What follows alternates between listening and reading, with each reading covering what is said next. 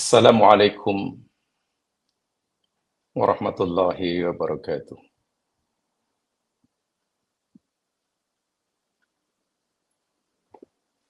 Segala puji bagi Allah, Tuhan yang selalu kita memujanya, Tuhan yang selalu kita memohon pertolongan kepadanya.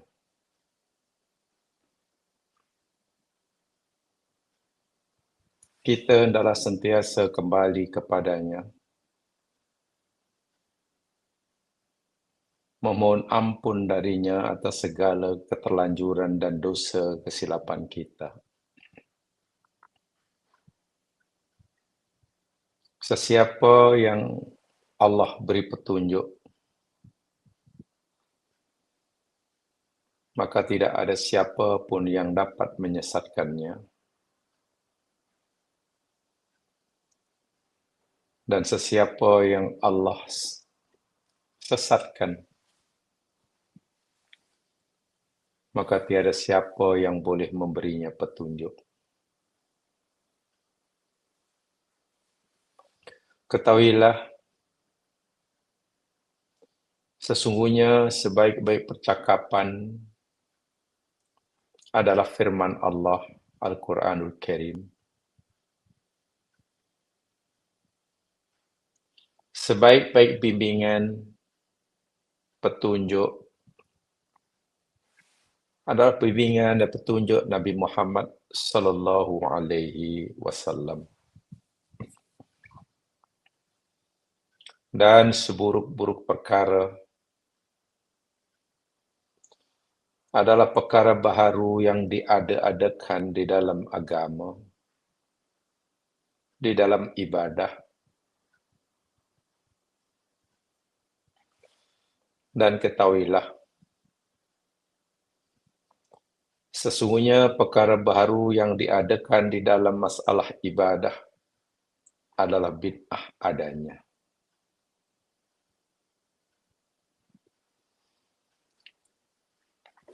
Sesiapa di antara kamu, kata Nabi, yang hidup selepas kewafatanku kelak, niscaya dia akan dapati, akan temukan perbezaan, percanggahan pendapat yang banyak. Saat itu, hendaklah kamu sentiasa berpegang kepada sunnahku dan sunnah khalifah-khalifah selepas aku, yang mereka sentiasa mendapat petunjuk dan bimbingan daripada Allah. Pegang oleh kamu, gigit oleh kamu akan sunnahku dengan gigi-gigi geraham kamu.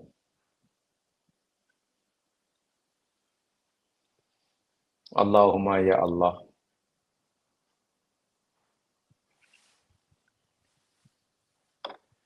ajarkan kepada kami ilmu yang bermanfaat bagi kami,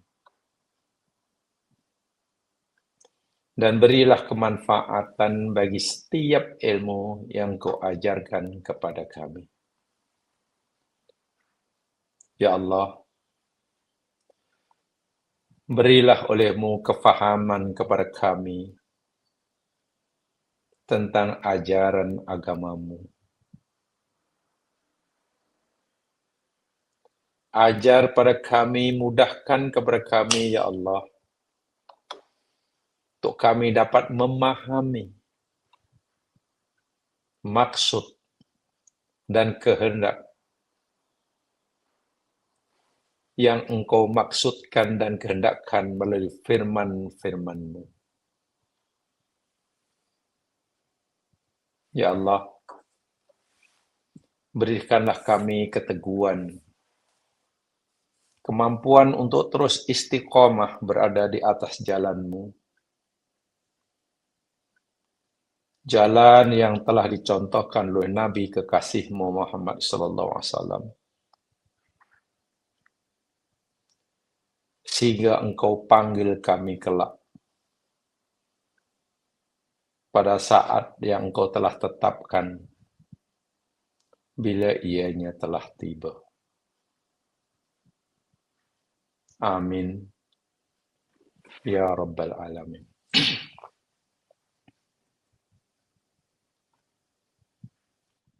Saudara-saudaraku, para pendengar yang dirahmati Allah sekalian, dimanapun Anda berada,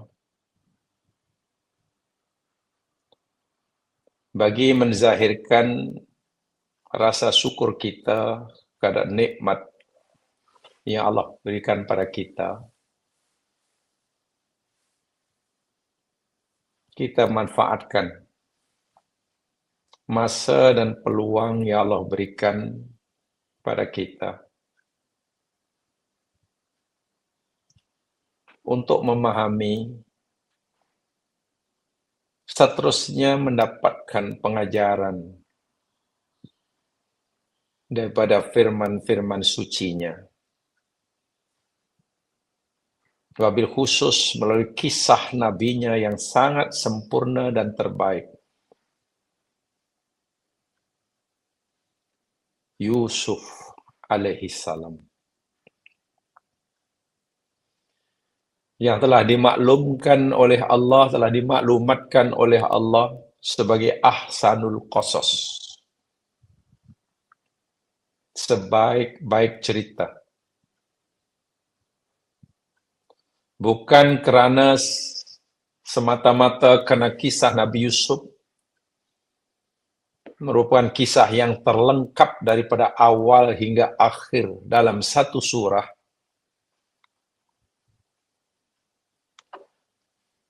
tapi keteladanan perjalanan Nabi Yusuf benar-benar menjadi teladan, uswah hasanah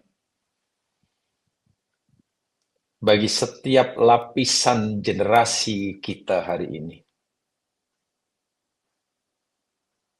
Bagi mereka yang masih kanak-kanak, dalam masa remaja kanak-kanak, Nabi Yusuf telah memberikan contoh keteladanan bagaimana sikap yang sepatutnya ada pada diri seseorang ketika ia masih kanak-kanak terhadap Allah, lebih-lebih lagi ketika diuji.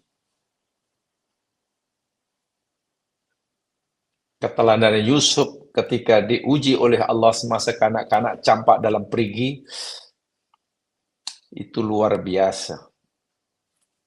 Keteladanan bagi mereka yang masih sezaman dengannya, seumur dengannya. Bagi mereka yang mungkin sudah menginjak dewasa, remaja sedikit, Nabi Yusuf memberikan keteladanan yang luar biasa bagaimana sepatutnya sebagai hamba Allah memposisikan dirinya sebagai hamba di hadapan Allah ketika diuji. Yusuf menginjak remaja, memberikan keteladanan yang luar biasa. Bagi siapa sahaja yang telah menginjak dewasa, Yusuf juga memberikan keteladanan yang tidak boleh dianggap remeh. Bagaimana sepatutnya kita yang telah dewasa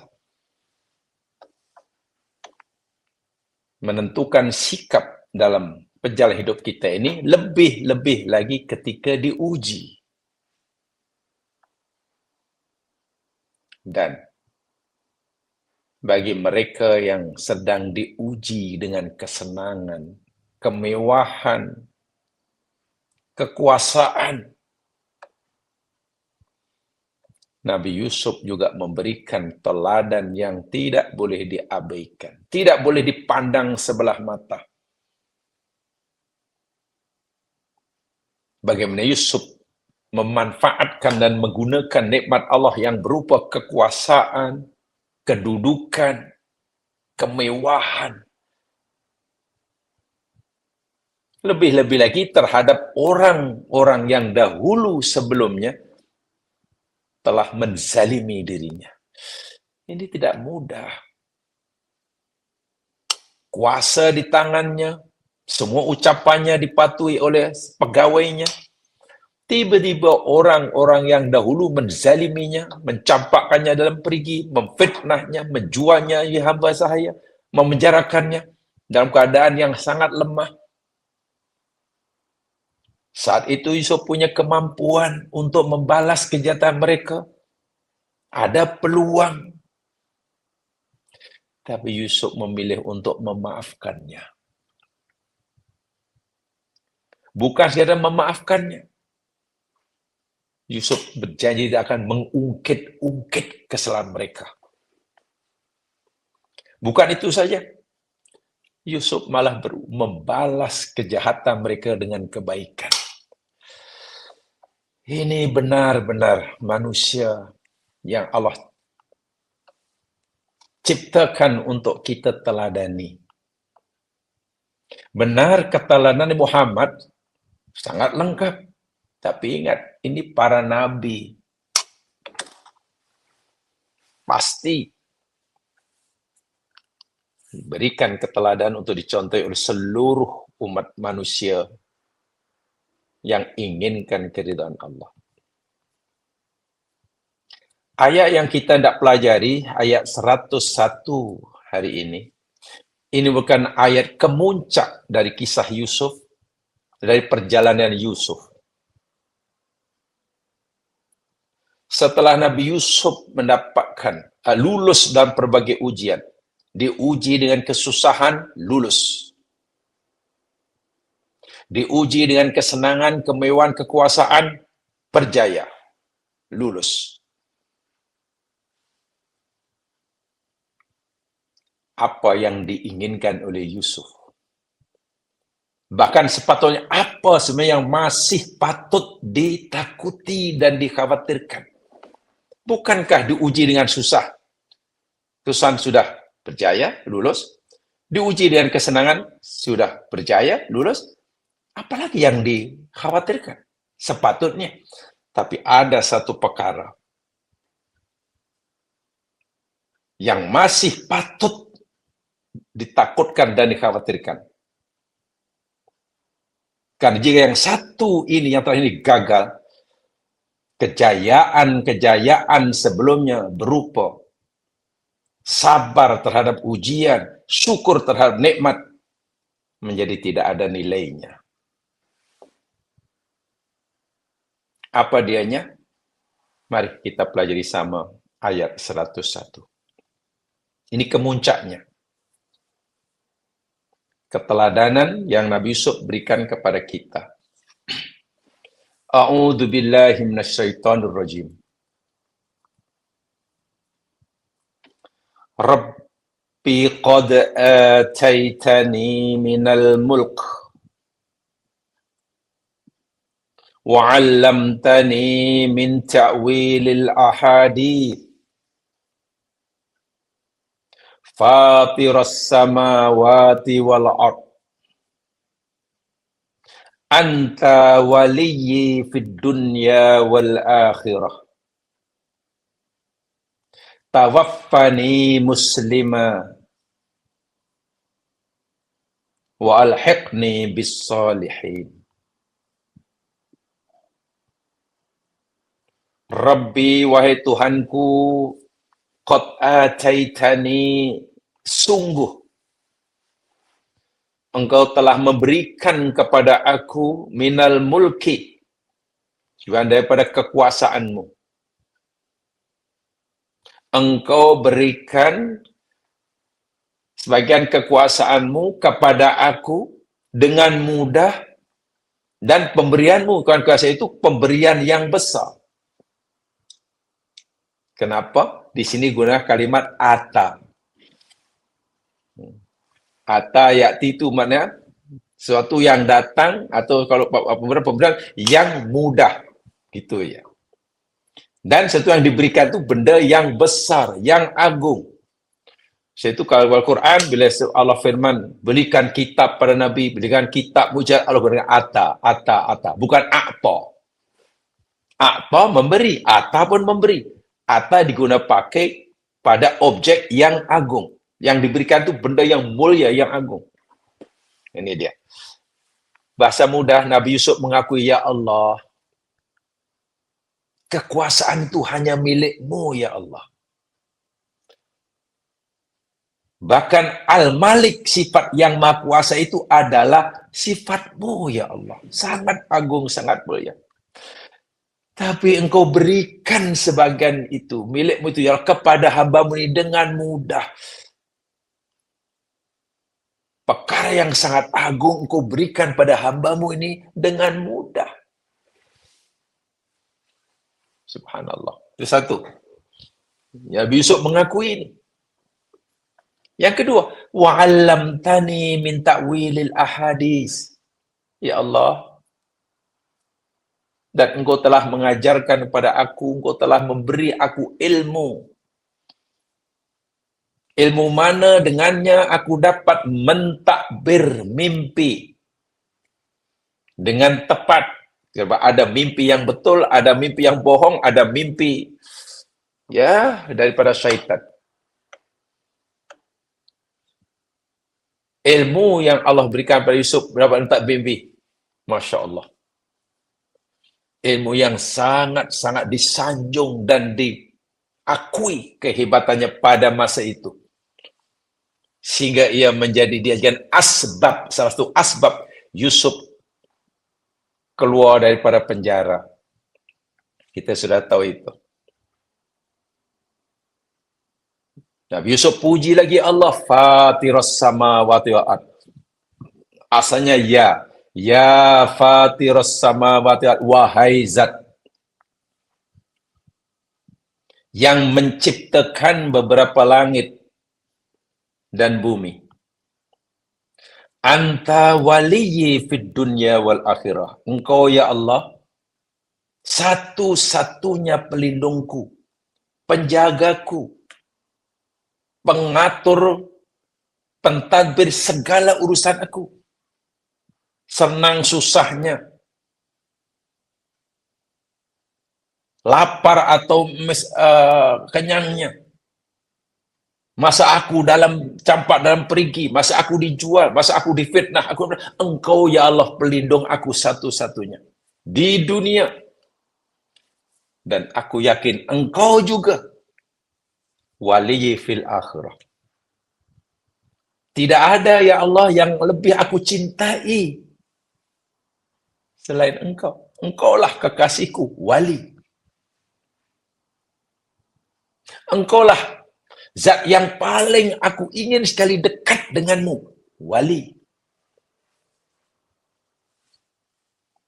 Perintah dan peraturanmu sajalah ya Allah yang aku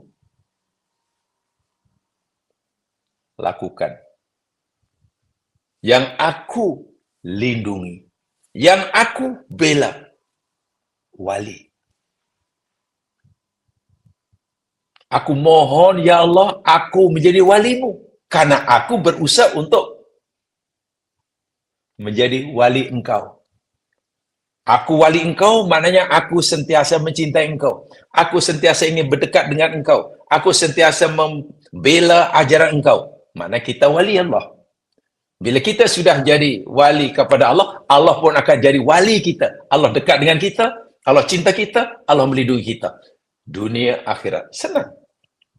Wali maknanya kan ada tiga paling tidak, walayali. Walayali itu dari bahasa maknanya paling tidak ada tiga. Satu maknanya cinta. So, waliullah maknanya orang yang sangat mencintai Allah. Sehingga Allah cinta dia. Walayali maknanya dekat. Jadi orang sentiasa dekat dengan Allah. Sehingga Allah pun dekat dengan dia. Walayali maknanya melindungi, menjaga, membela. Jadi orang yang selalu membela agama Allah, Allah pun akan bela. Engkaulah ya Allah satu-satunya waliku dunia dan akhirat. Tawaffani musliman, ya Allah, matikan aku atau sempurnakanlah ya Allah hidupku hingga akhir hayatku sebagai orang muslim, sebagai hamba-Mu yang benar-benar telah berserah diri hanya kepadamu, aslama yuslimu, berserah tanpa syarat,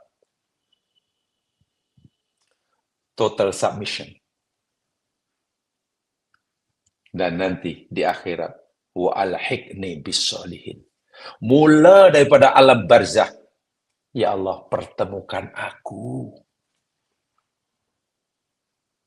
Himpunkan aku, ya Allah, bersama hamba-Mu yang soleh. Subhanallah. Pertama, saya ingin sampaikan ayat ini dari aspek doa. Pertama sekali. Jamaah sekalian, seperti mana kita telah maklumi sama, Nabi bersabda, ad-du'a wal ibadah. Doa itu adalah ibadah. Ibadah adalah doa, doa adalah ibadah. Itu perlu uraian yang, kajian yang secara bersungguh-sungguh. InsyaAllah nanti kita baru dapat main. Doa itu ibadah. Kerana, minta maaf, kerana boleh jadi masih ramai di antara kita bila sebut doa, maknanya ya sudah, ya Allah aku minta itu, minta ini, minta itu. Mungkin. Apa itu berdoa? Berdoa mana minta sesuatu pada Allah. Tidak salah, tapi belum betul. Fahaman itu tidak salah, tapi belum betul. Kalau kita hanya fahami doa adalah minta sesuatu pada Allah. Ya, tidak salah, tapi belum betul. Kan Nabi sendiri yang kata doa itu ibadah. Takkan ibadah mana hanya minta. Allahu Akbar.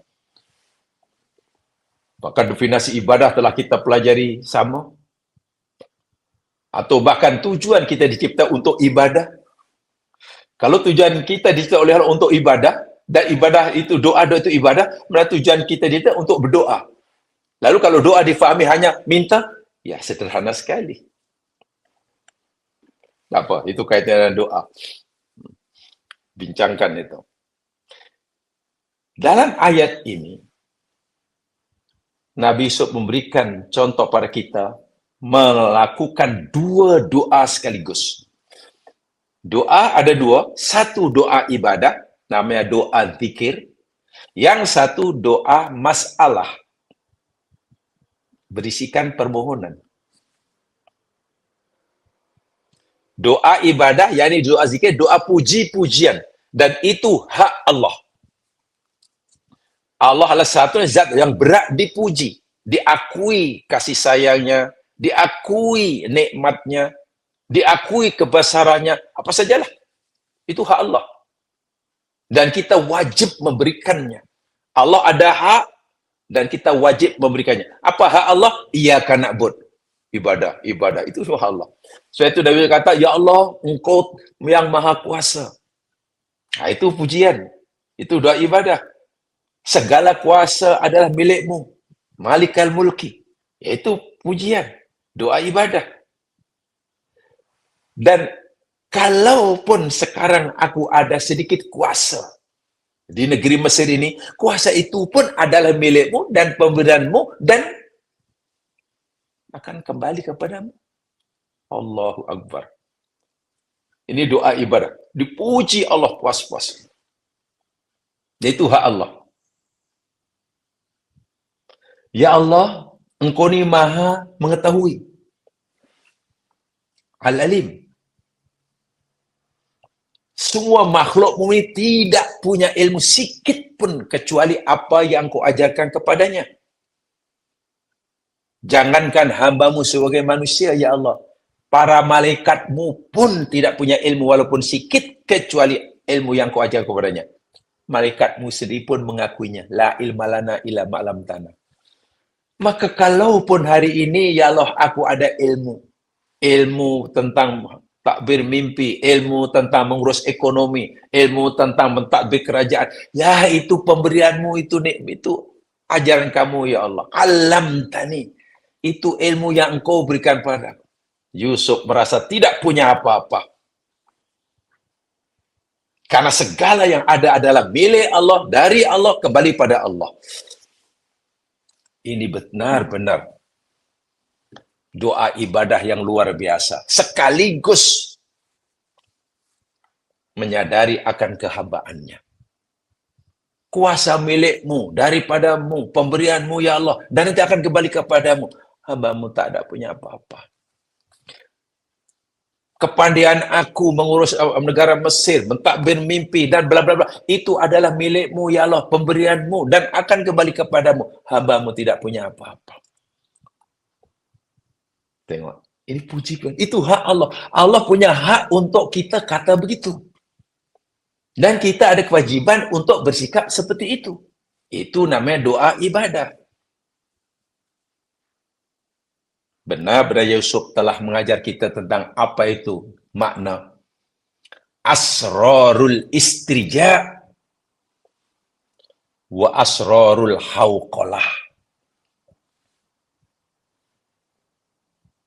Nabi Yusuf telah mengajar pada kita dan telah menunjukkan secara praktikal rahasia istirja, inna lillahi wa inna ilaihi raji'un. Yusuf sedar sungguh segala-galanya milik Allah, datang dari Allah. Suatu hari akan kembali kepadanya. Supaya Yusuf tidak merasa hebat, tidak merasa pandai, tidak merasa, karena semua itu dari Allah, dan Allah bila-bila. Itu namanya inna lillahi wa inna ilaihi raji'un. Habis sekarang saya hebat, berjaya, selamat daripada kezaliman orang. Sekarang sudah berada di kemuncak kekuasaan. Kan itu orang hebat. Yusuf kata tidak. La haula wa la quwata illa billah. Aku tak punya daya apa-apa. Masya Allah. Semua itu kehendak Allah. Tengok. Kembalikan pada. Pertama, menyadari semua milik Allah. Dari Allah, kembali pada Allah. Keduanya menyadari yang dia tidak punya daya apa-apa. Ini asrarul istirja wa asrarul hauqalah.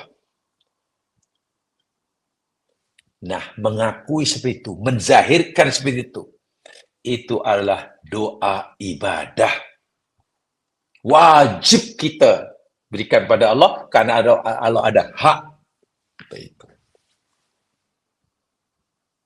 Tak cukup itu, diakui lagi. Ya Fatiros samawati wal ardi, ya Allah, Zat yang maha menciptakan beberapa langit dan bumi. Bumi, langit dari sini itu ciptaan dia. Bermakna milik dia. Jangankan hanya kesihatan, jangankan hanya kuasa, bumi langit pun milik dia.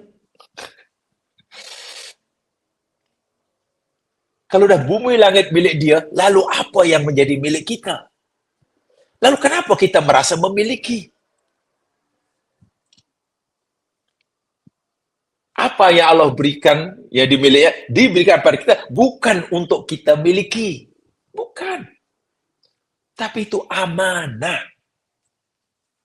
Allah tidak memberi keizinan pada kita untuk memilikinya. Tapi Allah memberikan izin pada kita untuk memanfaatkannya.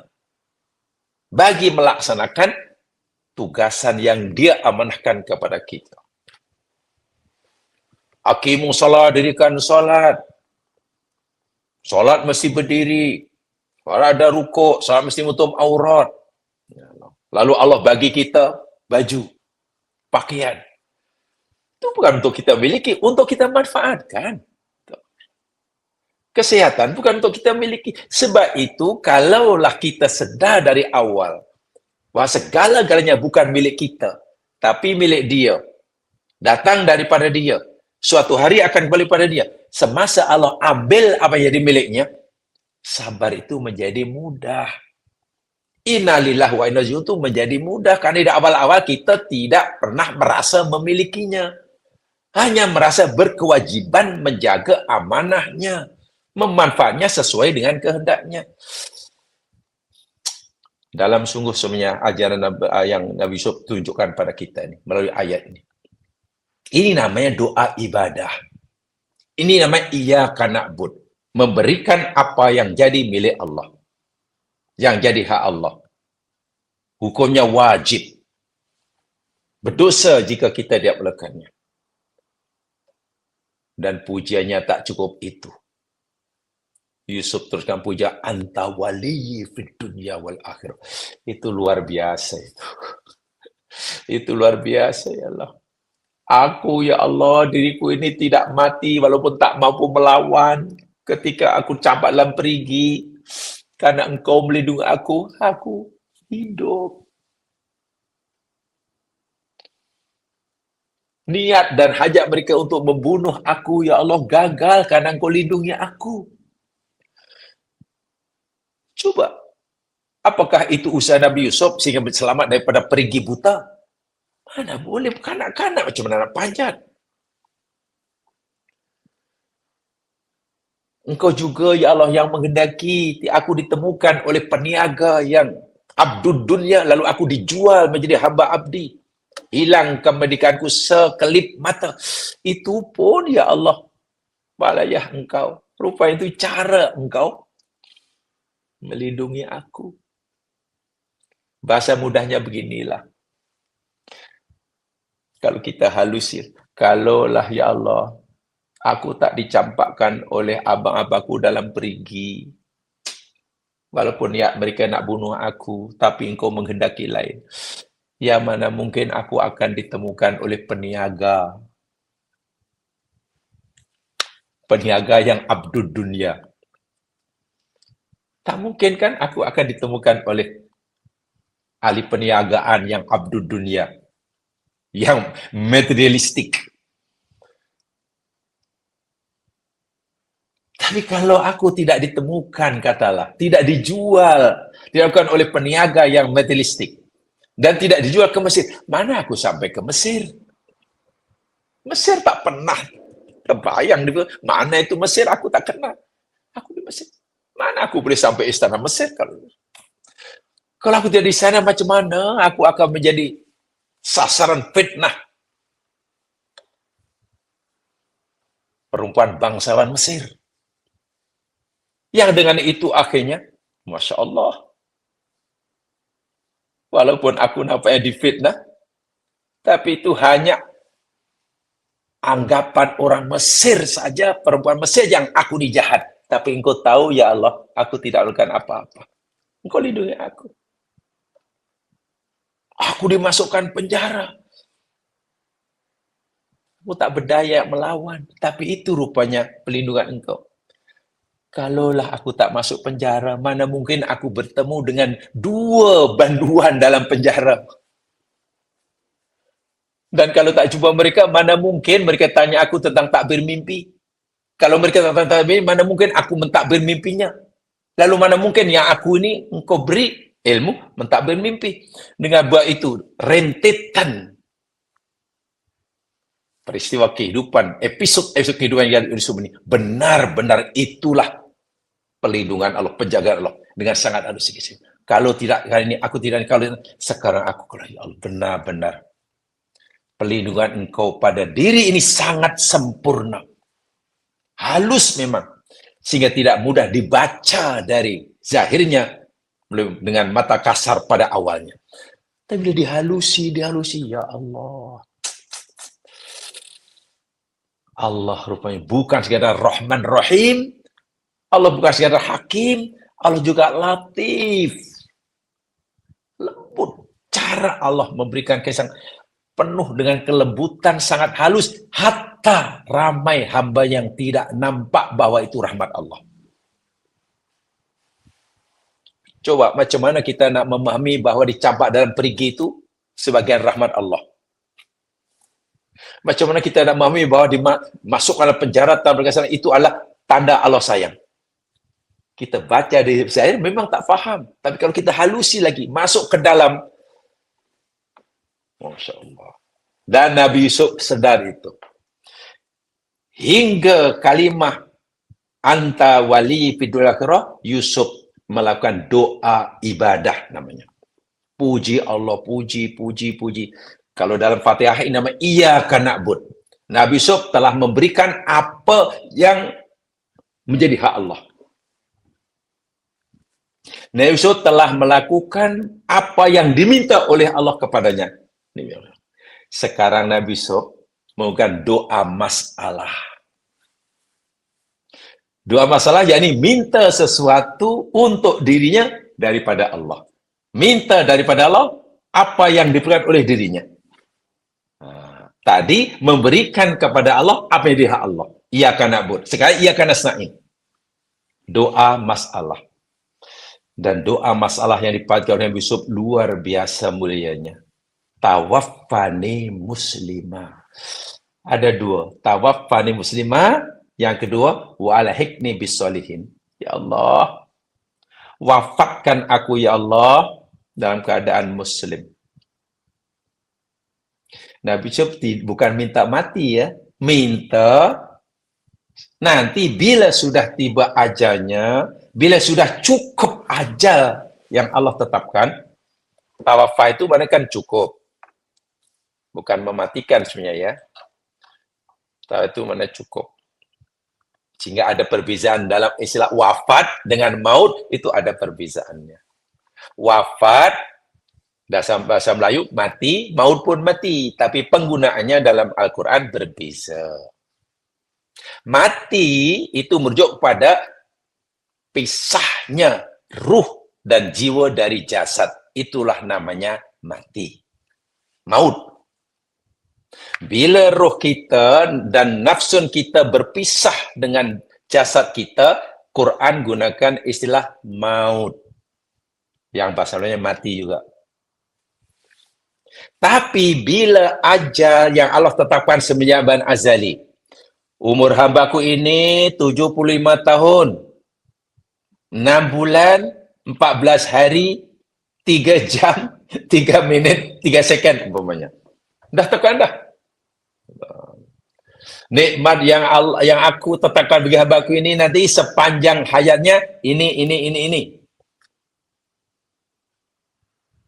Pekerjaan yang aku tetapkan bagi aku ini. Bila semua yang Allah tetapkan sebagai azali, Allah dah cukupkan, katalah tentang umur tadi. Umurnya berapa? Tetapkan sebagai azali 75 tahun. 6 bulan. 14 hari. 3 jam. 3 minit. 3 second. Sekarang sudah berapa? Sekarang sudah 75 tahun 5 bulan. Makin kurang. Bila betul-betul nanti apa yang Allah kita dah cukup dah tak lagi, itu namanya wafat. Wafat itu maknanya mencukupkan, menyempurnakan apa yang Allah tetapkan. Kalau Allah tetapkan 10 tahun, cukup 10 tahun, mati. Kalau Allah tetapkan 100%, 100% mati. Jadi, nak wafat. Jadi, kalau hari ini, sehingga saat ini jemaah sekalian, kita belum mati, maknanya kita belum wafat lah. Hingga ini kita belum wafat. Maknanya, apa yang Allah telah tetapkan buat kita sejak zaman azali, tentang umur ke, rezeki ke, apa ajalah, belum cukup. Masih ada baginya. Kalau kita nak tahu, seberapa lama umur yang Allah tetapkan buat kita di dunia, seberapa banyak rezeki Allah berikan pada kita, tunggu nanti bila dah wafat. Wafat itu maknanya sempurna. Maut maknanya berpisahnya nyawa dan jiwa dari badan. Terjemahan Melayunya sama masanya begitu. Maut pun mati, wafat pun mati. Jadi Nabi Yusuf minta nanti, ya Allah, bila sudah tiba masa Engkau cukupkan apa yang kau tetapkan buat aku, umurku dah cukup ngam-ngam sedang kau tetapkan, rezekiku dah ngam-ngam kau tetapkan, bermakna nanti rohku akan meninggalkan jasadku. Keadaanku waktu itu, ya Allah, aku mohon sebagai Muslim. Jadi bukan minta mati, minta keadaan ketika nanti tiba ajalnya dalam keadaan Muslim. Subhanallah. Ini nama doa masalah. Dan yang diminta oleh Nabi Yusuf, tak tahulah ini jam sekarang aja. Saya nak beri satu contoh ini aja lah. Ketika seseorang sepanjang hayatnya pada zaman muda lagi, berjuang bersungguh-sungguh, kerja siang malam pagi petang untuk mendapatkan apa yang dicita-citakan. Kalau kuasa lah, kalau kekayaan lah. Dan bila setelah usia sudah lanjut, biasanya orang berusaha dan berjaya mencapai cita-cita ni, ya bukan masuk 30 tahun taklah. Kan 50 tahun pun mungkin 60 ke atas lah. Wah, bila 65 tu macam, wah sekarang sudah dia jadi golongan-golongan elit cendekiawan, sudah. Dia jadi golongan elit hartawan, sudah. Dia sudah berada di pusat kekuasaan, sudah. Apa yang diinginkan, yang dicitakan, semua sudah di tangan. Itu biasanya menikmati merdeka jaya itu bukan masa umur pertengahan, bukan. Dia sudah lanjut. 60 ke atas, 25 atau mungkin 70. Tak mungkin baru 25 dah dapat tu. Lainlah kalau memang dapat harta korun.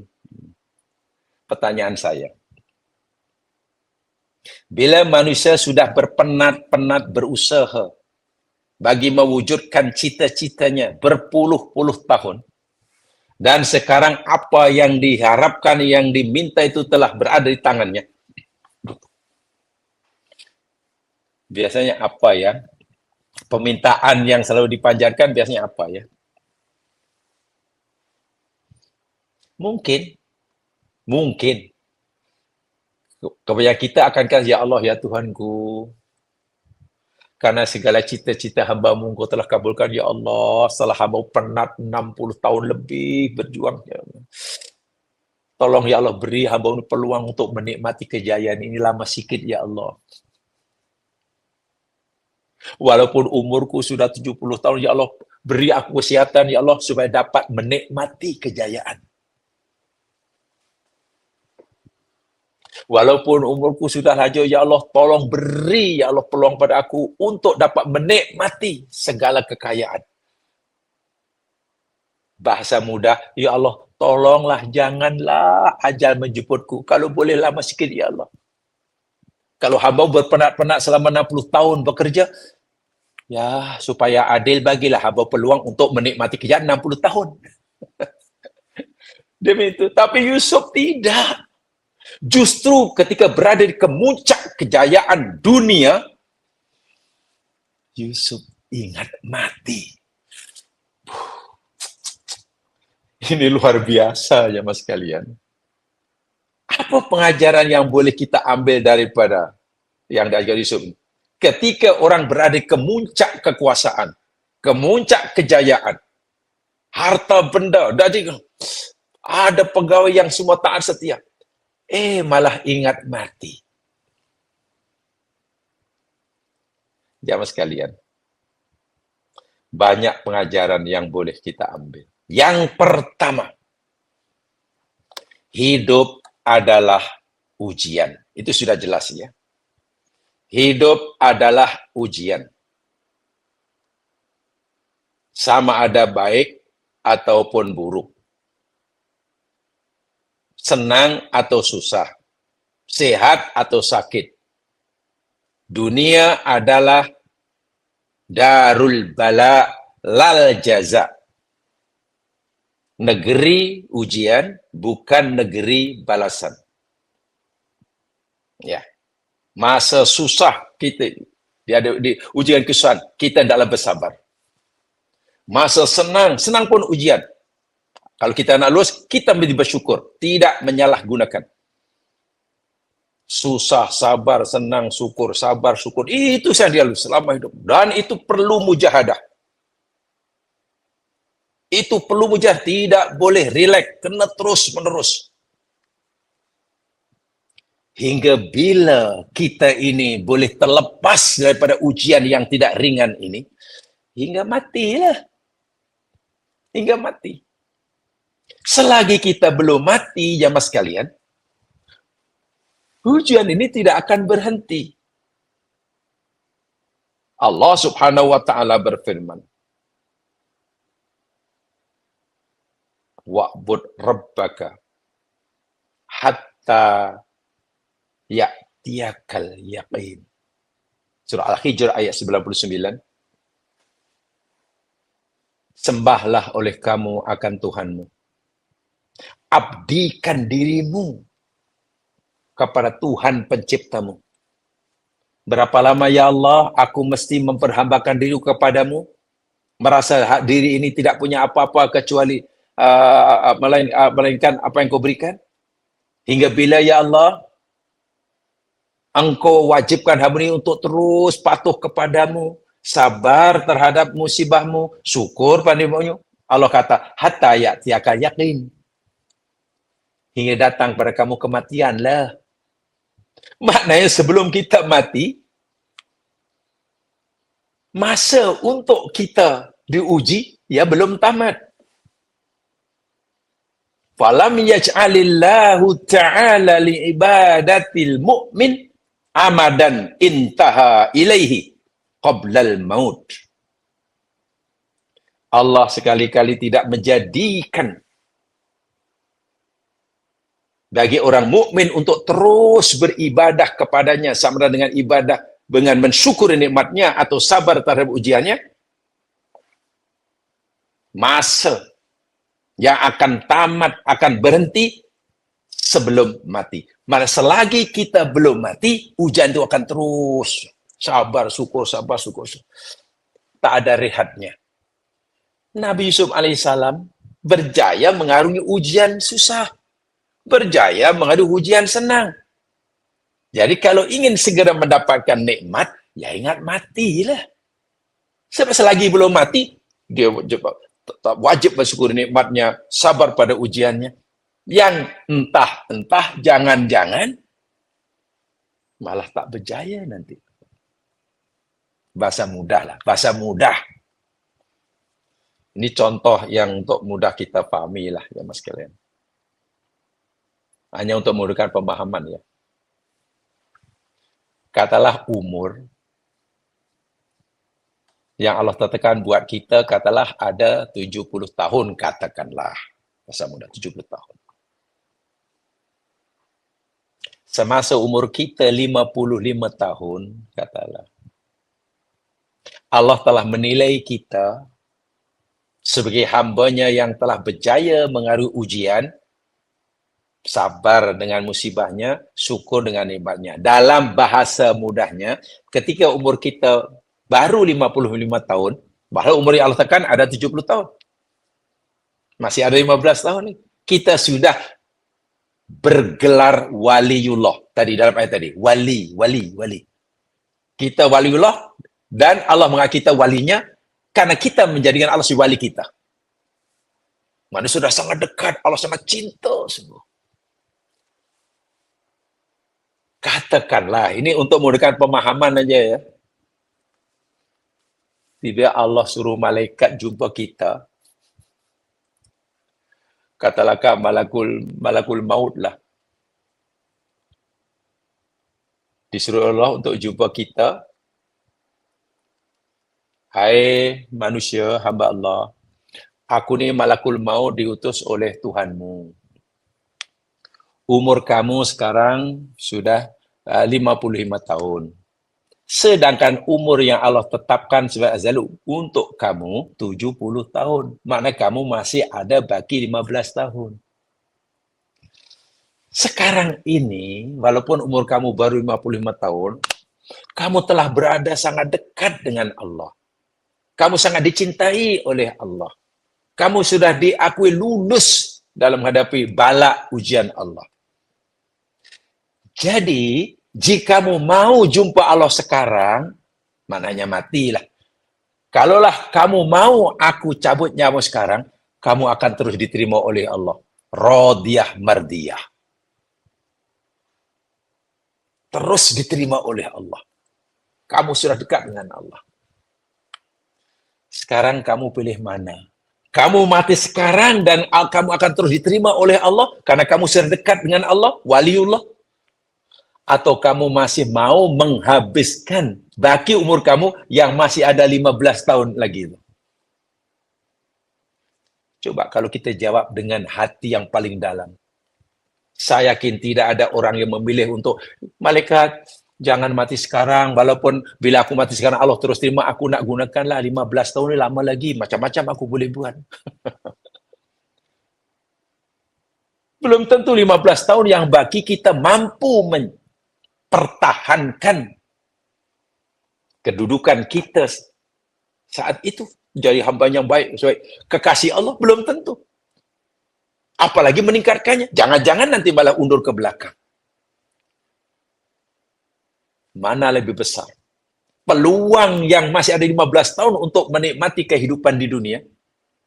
Adakah itu yang lebih menarik kita, mempesona kita, atau mati saat itu dan terus diterima oleh Allah? Itu luar biasa. Karena tambahan umur itu tak ada tambahan taklif. Tambahan masa itu ada tambahan tanggung jawab. Yusuf mengajarkan kita, memang tidak minta mati. Yusuf tidak mati, kalaupun ya Allah, ajal yang kau tetapkan datang besok, pastikan ya Allah, semasa aku engkau matikan itu, aku juga orang Muslim. Itu maksudnya. Karena apa jamaah sekalian, bila seseorang itu walaupun telah berjaya sekalipun dalam hidupnya, berjaya jadi orang soleh, tapi bila matinya tidak sebagai orang Muslim, minta maaf, matinya su'ul khotimah, sia-sia hidup selepasnya. Neraka tempatnya. Situ dalam ayat ini, Nabi Yusuf sebetulnya secara tak langsung lihat ini, Allah menyuruh kita istiqomah dalam hidup. Bila kita dah berada jalan yang benar, istiqomah. Terus menerus hingga tiba masa kita dipanggil oleh Allah. Sebaliknya, jika kita telanjur melakukan kesalahan, banyak dosa dan sebagainya, sementara umur masih Allah berikan pada kita, jangan putus asa memohon pengampunan. Bila kita merasa berdosa, jangan putus asa untuk terus memohon pengampunan. Jika kita telah berbuat baik, jangan berhenti. Mentang-mentang dah banyak dah, jangan dah cukup lah. Jangan, ini bahaya. Karena tadi saya dinyatakan, lam yash'alillahu ta'ala liibadatil mu'min amadan tantahi ilaihi qoblal maut. Allah tidak pernah menjadikan bagi ibadah, bagi seorang mukmin untuk terus beribadah masa hingga sekarang selagi belum mati. Selagi belum mati, masa untuk beribadah itu terus. Yang baik suruh buat baik terus. Yang telah buat dosa, jangan pernah untuk bertaubat. Nama istiqomah.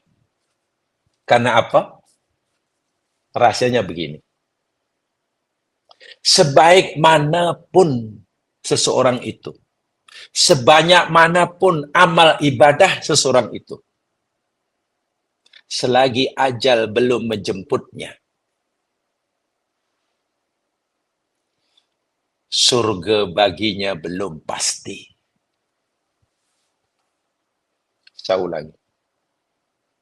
Sebaik manapun seseorang itu, sebanyak manapun amal ibadah seorang itu, selagi ajal belum menjemputnya, jaminan surga baginya belum ada. Kenapa? Karena kan masih ada bagi umur, masih ada masa ibadah, digunakan atau tidak, istiqomah atau tidak. Demikian sebaliknya. Sebanyak manapun dosa orang itu, sebesar manapun dosa orang itu, selagi ajal belum menjemputnya, peluang untuk masuk surga masih terbuka luas. Maknanya Allah masih menawarkan peluang, pintu surga masih terbuka bagi orang Sebanyak manapun dosanya, selagi ajal belum menjemput ya. Sama ada orang itu memanfaatkan peluang tersebut atau tidak, itu urusan dia. Kesimpulan ini jamaah sekalian, saya ambil daripada sebagian maksud hadis yang dikatakan oleh Imam Bukhari. Bersumber daripada sahabat Abdullah bin Mas'ud radhiyallahu an. Hadis yang sangat popular, agak panjang. Tapi saya baca yang hujung saja. Fa innar rajula minkum la ya'malu hatta ma yakunu bainahu wa bainal jannati illa dira. Dan sesungguhnya adalah seseorang daripada kamu, Nabi kata, sungguh ia beramal, beribadah, banyak amal ibadahnya, banyak perintah dikerjakannya, larangan ditinggalkannya. Hatta mayakunu bainahu wa bainal jannati illa dira, sehingga jarak antara dia dengan surga tinggal 1 dira. Maknanya orang ni dari muda ke tua, jadi orang yang soleh.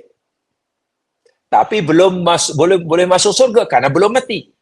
Jarak antara dia dan surga, maknanya aja tinggal 1 dira. 1 dira itu ya 1 hasta padanya. Allah, mungkin tinggal beberapa hari lah istilahnya. Tapi fayasbiqu alai kitabuhu fayamalu bi amali ahlin nar. Allah Maha mengetahui bahwa hamba ini akhir memilih buat pusingan you. Buat pusingan you. Merasa amalnya sudah banyak, merasa ibadahnya sudah cukup, merasa dosa sudah diampun.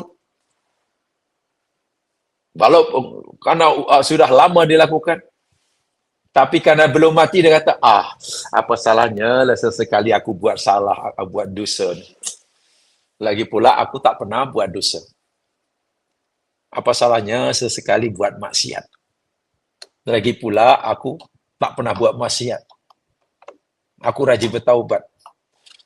Lalu dia buat pusingan you, buat maksiat. Buat maksiat. Wa iyadu billah tumadu billah, ketika ia melakukan maksiat yang tak pernah dilakukan. Maknanya dia tidak istiqomah dalam kebaikannya. Nabi kata tinggal 1 dira itu diisi dengan maksiat dan mati saat itu. Wa iyadu billah tumadu billah. Lalu dia melakukan amalan ahli neraka. Sama ada amalan itu dosa besar atau dosa yang boleh membatalkan syahadah. Wa iyadzubillah. Murtadlah katakanlah. Dan ini pernah saya ceritakan tempoh hari. Ketika dia murtad meluk agama yang lain karena nak kahwin dengan perempuan yang non-muslim. Lepas itu pergi honeymoon. Accident, mati dia. Jadi mati sebagai non-muslim. Bahkan sebelumnya, ya Allah, dia muslim yang taat.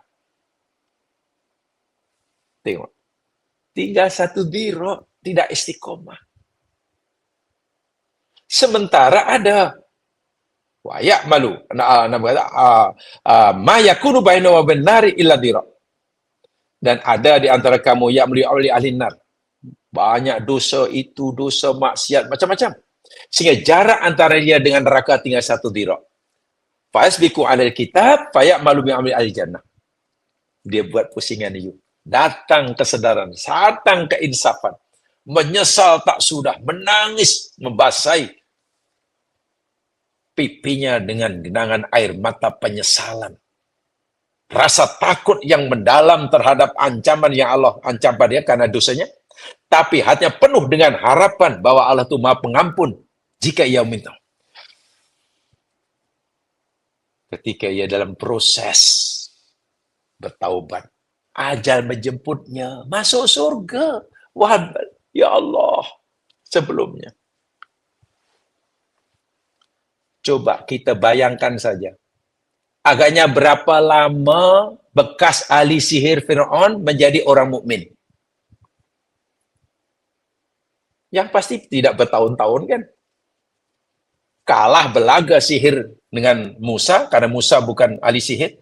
Terus memeluk agama Nabi Musa, diancam oleh Fir'aun, dikerat-kerat tangan dan kakinya, disalib, mati.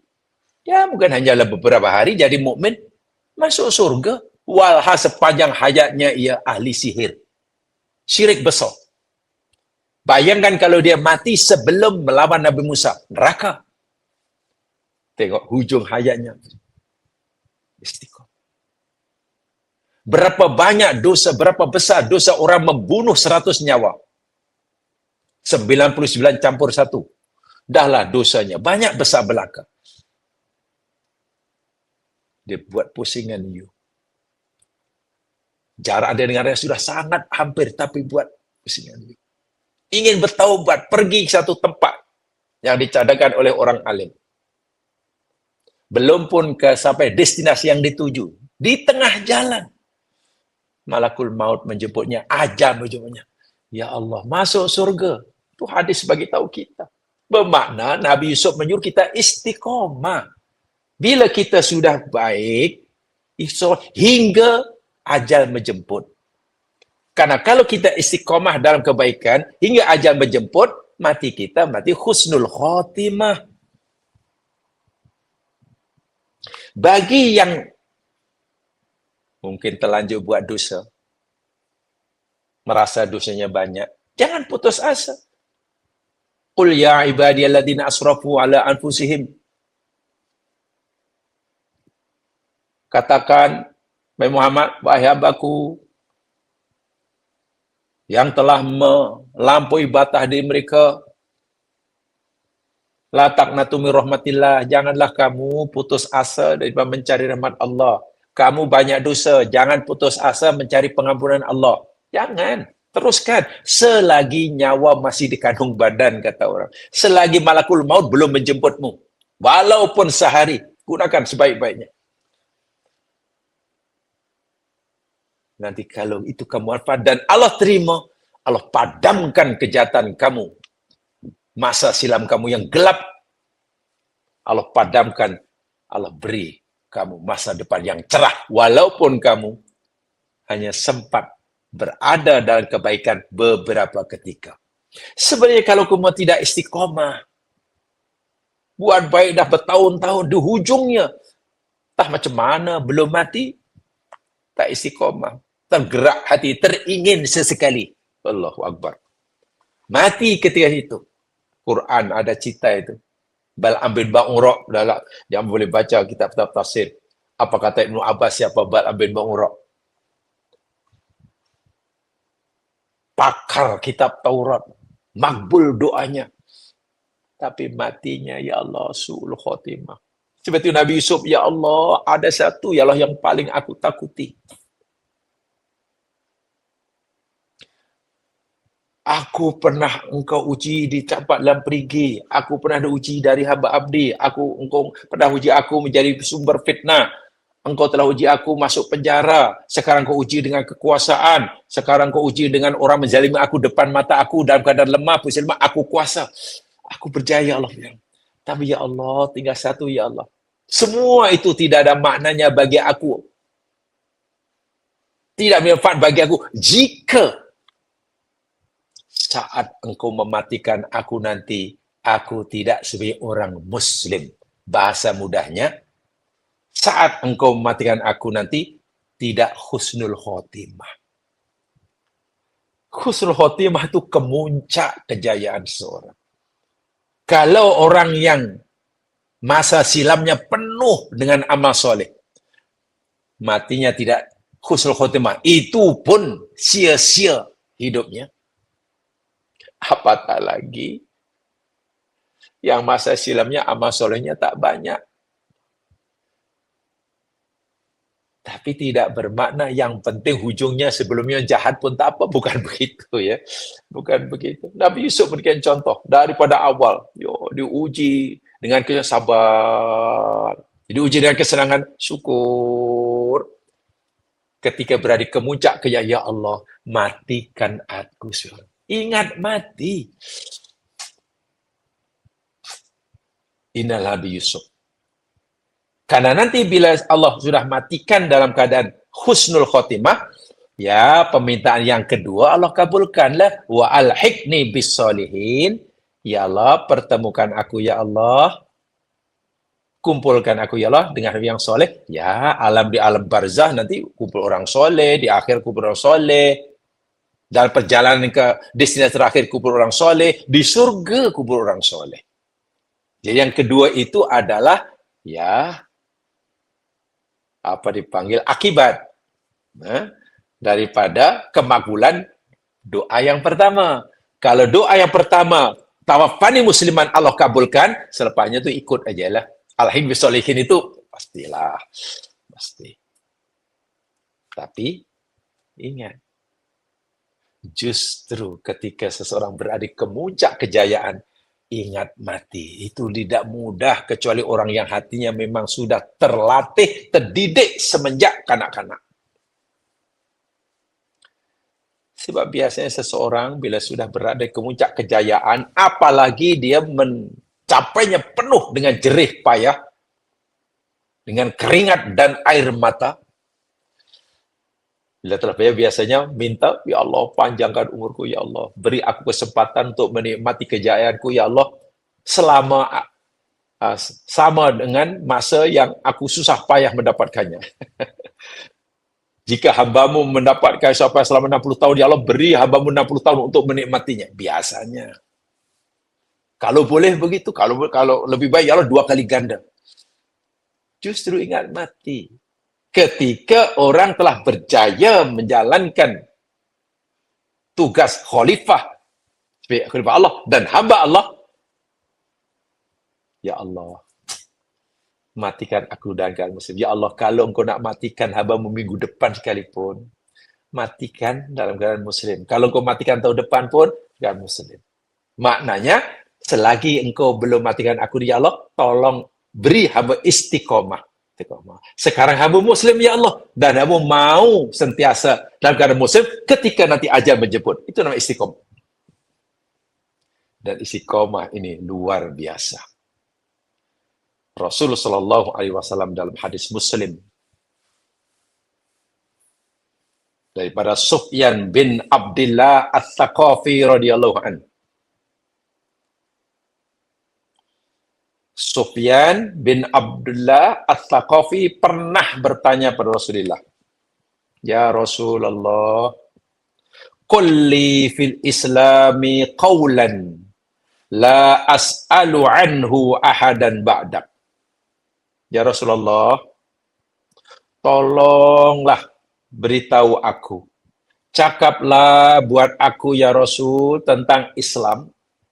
Satu perkataan, satu nasihat yang aku tidak akan bertanya akan seorang pun selepas engkau. Aku hanya mau engkau yang menjawab pertanyaan ini ya Allah. Apa agak-agak ucapan yang aku mesti katakan, tolong ya Allah beritahu aku. Dan aku tak akan tanya kepada selain engkau. Dalam satu riwayat, daripada Abu Salamah, tadi daripada Sufyan bin Abdullah, ghairaka, selain engkau. Kalau menurut riwayat Sufyan bin Abdullah, ba'daka, selepas engkau. Riwayat Abu Salamah, ghairaka, tak apa. Apa jawab Nabi? Wahai Sufyan, qul, katakanlah. Amantu billah, aku beriman kepada Allah. Maknanya, asyhadu an la ilaha illallah. Syahadat. Kemudian, fastaqim. Lalu istiqomahlah. Allahu Akbar. Begitu engkau mengucapkan asyhadu alla ilaha illallah, istiqomah. Nah, istiqomah itu ada tajuk sendiri, saya yakin jamaah sudah diajar di kelas yang lain. Mudah-mudahan dipahami dengan baik istiqomah. Karena istiqomah mempunyai kedudukan yang sangat tinggi dalam agama kita. Manzilatul istiqomah itu sangat-sangat tinggi. Sangat tinggi. Apapun yang berlaku, Ujian seberat apapun, ujian susah ke senang, kamulah istiqomah. Tetap berpegang teguh kepada la ilaha illallah.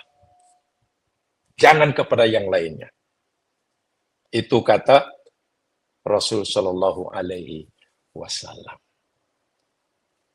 Nabi Yusuf, contoh yang berbeda. Jadi, doa pada Allah pertama, dipuji banyak-banyak. Puas-puas dipuji. Karena apa? Pujian itu hak Allah, kewajiban kita. Memberikan apa yang Allah minta daripada kita. Barulah kita meminta daripada Allah apa yang kita perlukan. Jangan kita lebih banyak meminta pada Allah keperluan kita, sementara permintaan Allah kita tak mau buat. Oh, itu salah. So, doa yang baik, doa yang beradab maksud saya, perbanyakkan doa puji-pujian dahulu. Puji banyaknya. Selepas puas memuji, barulah kita kemukakan permintaan kita kepada Allah. Satu pun tak apa. Saya yakin semua sudah mengamalkan dan sudah memahami ya uraian tentang Sayyidul Istighfar kan. Kenapa itu digelar Sayyidul Istighfar? Tuhan Istighfar, penghulu Istighfar. Karena dalam Istighfar program itu yakni lebih banyak doa ibadah. Doa masalahnya satu aja. Allahumma anta rabbi, itu ibadah, doa ibadah. La ilaha illa anta, itu doa ibadah. Khalaqtani, itu doa ibadah. Ana abduka wa ana ala hadika wa hadika mastata'tu a'udzubika min syarri ma sana'tu. Abulaka binikmatika alayya wa abu bidzambi, itu semua doa ibadah. Puji, mengakui kelemahan diri, mengakui tak berdaya diri, barulah faghfirli. Minta satu aja. Ya Allah, ampunilah dosaku. Aku mohon pengampunanmu, ya Allah. Lepas itu doa ibadah lagi. Fa innahu la yaghfiru dzunuba illa anta. Kan memang sesungguhnya, ya Allah, tak ada siapa yang boleh ampunkan dosa melainkan Engkau. Begitulah sebenarnya seyogyanya dalam berdoa. Perbanyakkan doa ibadah atau doa zikir daripada doa masalah. Jangan doa ibadahnya pendek aja. Bismillahirrahmanirrahim. Alhamdulillahirabbil alamin. Ya Allah ya Tuhan, aku mohon satu ini, dua ini, tiga ini. Puji-pujinya hanya satu. Alhamdulillahirabbil alamin. Selepas itu, disenaraikan berbelah-belah permintaan. Sepatutnya puji banyak-banyak dan mungkin permintaannya satu dua yang penting. Dan istighfar yang diminta apa? Satu, minta ampun. Nabi Yusuf setelah doa panjang, puji Allah panjang-panjang, memberikan semua apa yang Allah minta, tunaikan segala apa yang Allah suruh, tinggalkan apa yang larang. Ya, cuma minta satu. Ya Allah, jika telah tiba masanya Engkau nak ambil nyawaku, pastikan aku dalam keadaan muslim. Satu aja. Dan satu itu adalah kemuncak doa orang mukmin. Karena jemaah sekalian, saya yakin sudah tahu semuanya dalam kaitan dengan kematian ini. Ada 4 paling tidak yang berkaitan dengan kematian. 3 tak perlu kita risaukan. 1 yang patut kita risaukan. Ada 4 perkara yang berkaitan dengan kematian. 3 kita tak perlu risaukan, bahkan ada yang kita tak perlu campur tangan untuk memikirkannya. Hanya 1 aja yang kita wajib fikirkan dan usahakan. Yang pertama tentang bila mata. Bila kita mati, kita tak payah memikirkannya. Allah pun tak beri kita izin untuk ikut campur nak dengan bila. Allah hanya beritahu kita mati itu pasti. Itu saja. Jadi kita payah bila. Lama lagi tak agaknya. Dah tahu lagi agaknya mati. Tak payah. Kita tidak perlu membebankan diri kita untuk mengetahui bila. Karena memang bukan hak kita. Allah tak beri keizinan. Tak perlu tanya mati itu bila. Yang pasti kita tak tahu mati itu bila. Yang pasti mati bila-bila. Itu saja. Kan itu hak Allah. Yang kedua tentang di mana. Itu ada dalam surah Luqman. Ayat terakhir surah Luqman. Wa mata di nafsun bi ayyi adin tamut. Tak ada siapapun yang tahu di mana ia akan mati. Di rumah. Yang lahir di kampung belum tentu matinya di kampung itu. Orang yang lahir di hospital belum tentu nanti matinya di hospital yang sama. Kita tahu tempat di mana kita mati. Yang pasti menurut Al-Quran, setiap hari kita bergerak menuju tempat pembaringan terakhir. Jika hari ini kita keluar rumah, ingat, kita sedang pergi menuju tempat pembaringan terakhir. Katalah pergi pasar raya. Jangan-jangan di pasar raya itu tempat pembaringan terakhir. Rupanya belum. Ya, mana tempat lain. Setiap hari. Itu ada dalam Al-Quran. Nanti bila kita sudah pergi, katakanlah, itu dalam hadis jelas tuh. Orang yang lahir di Malaysia, di kampung pedalaman. Tak pernah pergi mana. Ya paling-paling hanya pergilah anda luar kampung lah daerah saja. Jika Allah telah tetapkan tempat kematiannya, katalah. Di kampung pedalaman yang ada nun di negara. Mana umpamanya? Di negara Afrika sana kan. Eritrea umpamanya. Ya bila sudah tiba aja pasti akan berada di sana. Pasti. Walaupun tak pernah pergi ke luar negeri, bila Allah sudah tetapkan tempat matinya itu, katakanlah di Amerika, dia pasti akan pergi situ.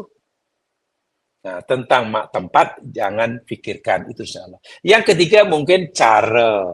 Nah, cara itu mungkin kita boleh ikhtiar, tapi akhirnya Allah yang menentukannya. Ada yang mati. Ta'addadatil asbab wal mautu wahid, kata orang Arab. Puncak kematian itu bermacam-macam. Tapi mati itu sedih hanya satu. Berpisahnya nyawa dari badan itu mati. Puncanya macam-macam. Mati karena sakit, mati karena makan, terlebih makan, salah makan, mati karena tak makan, mati karena sedih, susah, stressful, mati karena gembira, mati juga. Mati karena menguap, mati accident, mati. Ya puncanya macam-macam lah. Mungkin kita boleh ikhtiar. Tapi ada kadang-kadang di luar kemampuan kita. Bawa motor sudah hati-hati. Apa aturan jalan raya. Ada simpang 4 berhenti, traffic light merah berhenti. Di tempat yang seharusnya berhenti dah. Motor elok. Pakai topi keledar. Break makan. Ketika berhenti tiba-tibalah dalam masa dalam 3 minit tak ada kereta terbabas daripada arah kanan depan melanggar dia, mati budak itu. Pertanyaan saya, adakah itu kesalahan dia? Dia dilanggar itu ada kesalahan dia? Bukan, itu dah Allah tetapkanlah cara matinya dilanggar kereta. Lainlah kalau dia bawa motor bukan main plus break tak makan, pegang handle pakai kaki, langgar kereta, itu salah dia. 3 ini jamaah sekalian. Yang konsen nomor 1 dan 2 kita tidak perlu risau.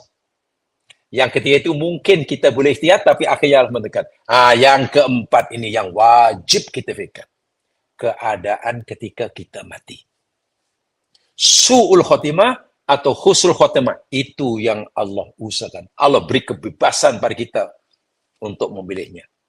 Seorang nabi yang hebat, perjalanan hidupnya semua diridhoi oleh Allah, dilindungi oleh Allah, dapat gelar waliullah karena dia wali pada Allah, Allah menjadikan Allah walinya, Allah menjadi walinya, itu pun masih memohon, ya Allah, walaupun hamba-Mu telah berjaya melalui segala ujian, kalau bahasa kasarnya, walaupun semua perintah-Mu hamba dah buat, larangan-Mu hamba dah tinggalkan,